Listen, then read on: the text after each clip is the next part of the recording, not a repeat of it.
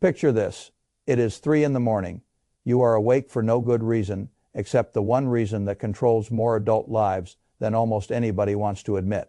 Your mind is running through disasters. The car could fail, the laptop could die, the rent could go up, the dog might need emergency surgery, your boss might decide next week is the perfect week to restructure. One ordinary problem after another begins filing through your head like a parade of small humiliations, and every single one of them is asking the same question: can you survive me? That is what life feels like when you do not have a real cash buffer. People think the first meaningful financial milestone is $1 million. They think the first life-changing amount of money must be dramatic, glamorous, and photogenic. They are wrong. The first amount that really changes your life is much smaller, much quieter, and much more powerful than most people realize. It is $10,000. Now let me tell you what I do not mean. I do not mean $10,000 makes you rich. It does not. I do not mean $10,000 lets you retire, buy the beach house, or start behaving like a man who has transcended the ordinary math of life. It does not do any of that. What it does is something more important. It changes the temperature of your mind. And once that changes, your decisions change. That is where the real transformation begins. Most people who have never had real savings misunderstand what financial stress actually is. They think it is simply not having enough money. That is only the surface. The deeper truth is that a lack of savings puts your entire nervous system on short-term alert. Everything becomes sharper, louder, and more urgent than it should be. A small problem no longer stays small because there is no buffer to absorb it. An inconvenience becomes a threat, a delay becomes a danger. An ordinary surprise becomes a referendum on whether your whole month is now ruined. That is not just unpleasant, it is expensive. Because stressed people do not make their best decisions. They make fast decisions, defensive decisions, panic decisions. The human body under stress was not designed for elegant capital allocation. It was designed to avoid the tiger. And when your finances keep manufacturing tigers, your life starts bending around them. You say yes to bad work because you cannot risk a gap in income. You say no to useful opportunities because the upfront cost feels too dangerous.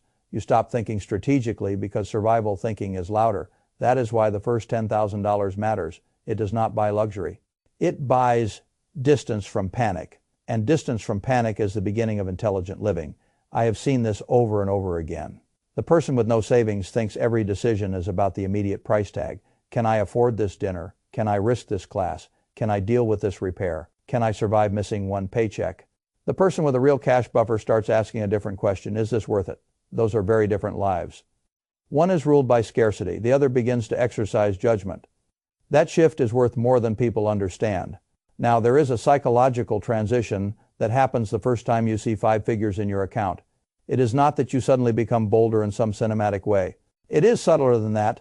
The world stops feeling like it is one minor inconvenience away from punishing you. Your internal forecast improves. You stop assuming that every small breakage is the beginning of a financial spiral. You stop reading every problem as a possible catastrophe. The check engine light comes on before $10,000. Let's pull a psycho warning from fate. After $10,000, it feels like an annoying errand. That difference sounds tiny. It is not. That difference touches your sleep, your patience, your work, your relationships, and the level of humiliation you are willing to tolerate from life. This is why I do not think of an emergency fund as money for emergencies. That is too narrow. The emergency fund is really money that protects the quality of your thinking. The emergency itself is almost secondary. Most of the value comes from knowing the money is there. That may be the most underappreciated truth in personal finance. People think value comes from spending the money. Sometimes the greatest value comes from not needing to touch it. You carry yourself differently when you know you can survive something going wrong. You interview differently. You negotiate differently. You even disagree differently. When a person has no financial margin, he radiates need whether he means to or not. Employers can feel it. Salesmen can feel it. Landlords can feel it. Family can feel it. The world is remarkably sensitive to desperation, even when it is hidden behind politeness. But a person with $10,000 saved is no longer standing in every room with the same level of hidden fear. He does not become reckless. He becomes less easily pushed around. That is one of the first serious forms of financial freedom. Now, I want to say something that will sound strange until you have lived it. The first $10,000 changes your opportunities more than your lifestyle. That is the real point. The irresponsible person hears that sentence and starts imagining all the things he could buy. The mature person hears it and understands what it really means. You can finally say yes to opportunities that would have been impossible when every unexpected expense threatened your survival. Maybe there is a certification that costs $2,000 but would move your career forward. Maybe there is a chance to move to a better city. Maybe there is a chance to leave a bad job and spend a month finding a better one instead of taking the first thing that appears. Maybe there is a business idea you can finally test in a sane way. Without savings, all those things are fantasies. With savings, they become options. And money is far more valuable as an option generator than as a consumption engine. That is a lesson most adults learn too late. Now let us talk about why $10,000 specifically feels so different. Part of it is mathematical. For a lot of households, $10,000 represents a few months of bare-bones survival, not comfortable living, not abundance survival. That matters because it means a job loss is no longer instantly existential. It means most common emergencies are no longer automatically dead events. Car repair, urgent medical bill, travel for a family emergency, vet bill, appliance failure, security deposit, plus first month rent. If something changes, most of the ordinary disasters that trap people financially can be absorbed inside $10,000. Not all, most. That is enough to alter your daily behavior. The other part is symbolic. 5 figures changes your identity. I do not mean in the silly social media sense, where you now think of yourself as superior to anybody. I mean in the deeper and much more useful sense that you now have proof that you can direct money instead of merely watching it disappear, proof that you can say no to yourself repeatedly and make the future more real than the present, proof that you are capable of building capital that matters more than almost any motivational quote ever written, because after you have saved your first serious pile of money, you are no longer guessing whether you are the kind of person who can save. You have evidence, and evidence changes identity. People talk about wealth as though it were mainly a math problem. It is not. It is a behavior problem. First, the hardest part of building wealth is not understanding compound interest. Any child can understand the arithmetic of compounding if you explain it slowly enough. The hardest part is becoming a person who can repeatedly decline present consumption in exchange for invisible future strength. That is why the first $10,000 is so psychologically important. The money is valuable. The person you had to become to get it is even more valuable. Now, let me tell you something that most people get backward. The first 1,000 is brutal. The next few are still hard. But by the time you are moving toward $10,000, the process usually feels different. Why? Because you are no longer relying on willpower alone. You have routines, you have awareness, you have started noticing where money leaks out of your life, you understand your own patterns better. Maybe you are no longer accidentally spending on convenience every day. Maybe you are finally seeing what subscriptions, dining, impulse purchases, and lazy defaults were costing you. Maybe you are paying attention to the big recurring expenses instead of obsessing over tiny performative cuts. That is another hidden gift of saving. You stop thinking like a person trying to survive the week and start thinking like a person designing a system. That is what separates the saver from the struggler, not income alone systems.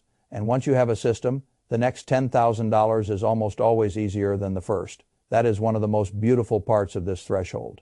The benefits compound before the money itself fully does. You become more aware, more intentional, less fragile. Less dramatic with your fantasies. You stop treating every expense as a morality play. You start making cleaner decisions. The very act of building the first $10,000 teaches you the habits that make the second $10,000 far more likely. That is how wealth really starts, not through a miracle, through a threshold. Now, I want to say something uncomfortable. Many people never reach this threshold, not because they are poor in some absolute sense, but because they keep converting every increase in income into an increase in life. The raise becomes the nicer apartment, the bonus becomes the trip, the side income becomes more delivery food, more subscriptions, a better car payment, a more expensive social identity, so they earn more and still feel no safer. That is one of the saddest traps in adulthood. It is called progress and feels like stagnation because all of the gains are being used to decorate the present instead of fortify the future. The person who saves the first $10,000 is often not the person making the most. It is often the person who decided that peace of mind was a better purchase than looking successful. That is a serious distinction. There's also something else that changes after $10,000, and nobody talks about it enough. Decision fatigue begins to ease. When you are financially exposed, you make dozens of tiny survival calculations every day. Should I buy this now or wait? Can I afford to fill the tank? Can I say yes to dinner? Can I risk this copay? Can I replace this before it fully dies? Each one seems small, but together they create a low-grade mental tax that drains your focus. Once you have a real cash buffer, many of those calculations disappear. Not because you stop caring, because the answer is no longer always loaded with danger. That frees cognitive space. And cognitive space has value. It makes you better at work, more patient at home, more strategic with your future, more selective with your commitments. It even changes what you notice. Once the brain is not entirely occupied with defense, it begins to see opportunities that were always there but functionally invisible. That is why people with savings often appear luckier. They are not necessarily luckier, they are more available to opportunity. And money at this stage is doing exactly what money should do, not buying shiny things, buying better odds. Now, before you mistake me for saying $10,000 solves life, let me stop you. It does not. You can still get hurt, you can still make stupid decisions, you can still lose the money, you can still have emergencies larger than the fund. You can still behave like an idiot and turn a milestone into a shopping spree. That is always available to you. In fact, one of the most common mistakes people make after reaching their first serious savings goal is misunderstanding what the money is for. They treat it like a reward instead of a shield. They think the existence of the money justifies relaxing the behavior that created it. That is how a milestone turns into a memory. Do not do that. The $10,000 is not the finish line. It is proof of concept. It is your evidence that a different way of living is possible. It is your first real vote against fragility. And if you protect it, it will start protecting you. That is the real relationship. Now, let us get brutally practical. What should the first $10,000 actually do? First, it should make normal emergencies non-catastrophic. Second, it should reduce the chance that you use debt to survive. Third, it should let you make one or two strategic life moves without feeling like the floor will collapse beneath you. Fourth, it should teach you not to panic every time life behaves like life. If it is doing those four things, then it is already changing your life, even if nobody else can see it. And that is another important point. The early stages of wealth are often invisible from the outside. The person driving the older car, wearing ordinary clothes, skipping some social spending, and building a quiet five-figure reserve may look less successful than the man financing everything in sight. But only one of them is actually getting harder to hurt. That is the definition I care about. Not how impressive your life looks, how easily it can be destabilized. And once you have $10,000, the answer changes. Not completely. Enough that your life starts feeling less like a minefield and more like something you can navigate with a clear head. That is what the milestone really buys. It buys breathing room, it buys confidence, rooted in evidence, it buys better sleep, it buys a little more courage, it buys patience, it buys options, and if you are smart, it buys momentum. Because the most important thing about your first $10,000 is not the money itself. It is that you now know beyond theory, beyond advice, beyond motivational nonsense, that you can build financial strength. And once a person knows that, the next chapter gets very interesting.